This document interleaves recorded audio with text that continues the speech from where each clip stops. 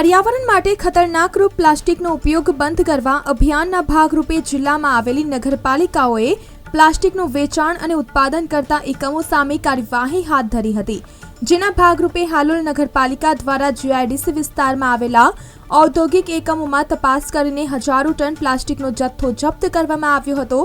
હવે હજારો ટન ભેગા થયેલા પ્લાસ્ટિકને સળગાવીને નાશ કરી શકાય નહીં, કારણ કે તેને સળગાવવામાં આવે તો તેનો ધુમાડો પર્યાવરણમાં વાતાવરણને પણ પ્રદૂષિત કરે છે। આ બધાની વચ્ચે પાલિકા દ્વારા જપ્ત કરેલા પ્લાસ્ટિકનો ઉપયોગ લોકહિતમાં થઈ શકે તે માટે નવતર પ્રયોગ કરવામાં આવ્યો છે, જે અંતર્ગત વેસ્ટ ટુ વેલ્થ પ્રોજેક્ટ હેઠળ જપ્ત કરવામાં આવેલા પ્લાસ્ટિકમાંથી ટાઇલ્સ બ્લોક અને બેસવાની બેન્ચ બનાવવામાં આવી છે।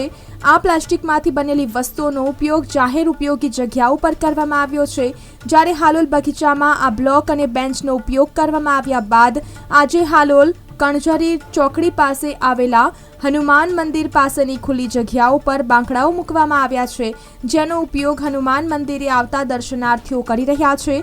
અત્રે નોંધનીય છે કે હાલોલ નગરપાલિકાએ 850 ટન પ્લાસ્ટિકનો જથ્થો જપ્ત કર્યો હતો, જેના અંતર્ગત માત્ર 30 ટન પ્લાસ્ટિકનો ઉપયોગ કરીને બેન્ચ બનાવવાનો તેનો ઉપયોગ કરવામાં આવ્યો છે।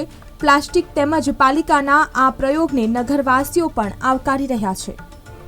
હાલોલ નગરપાલિકા દ્વારા હનુમાન મંદિર જે કંજરી ચોકડી પાસે આવેલું છે તેની બાજુને ખાંચામાં ઘણા દબાણો અને લારીઓ ઊભી રહેતી હતી અને જગ્યા બિલકુલ વ્યર્થ જતી હતી। આથી નગરપાલિકાએ પ્લાસ્ટિક વેસ્ટમાંથી બનાવેલા ટાઇલ બ્લોક અને પ્લાસ્ટિક વેસ્ટમાંથી જ બનાવેલ બેન્ચીસ ત્યાં મૂકી અને દર્શનાર્થીઓ માટે નિરાતે બેસવાની એક બેઠક વ્યવસ્થાનું આયોજન કરી અને આ જે જગ્યા છે એને વેસ્ટ ટુ વંડરમાં પરિવર્તિત કરી છે।